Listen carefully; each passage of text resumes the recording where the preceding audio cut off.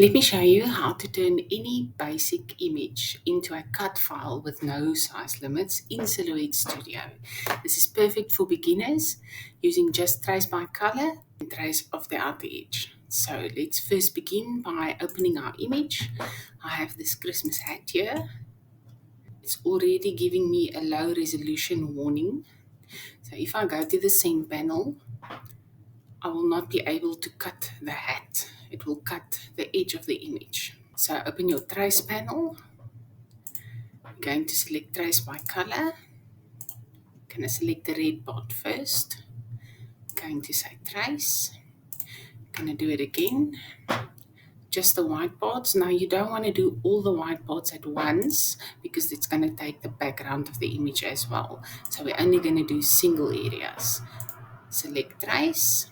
And then we're going to do the other part of the hat. Trace. So if we remove the image now, you'll see it's got the lines around the colors only.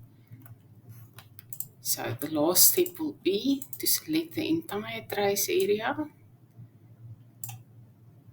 and only say trace outer edge.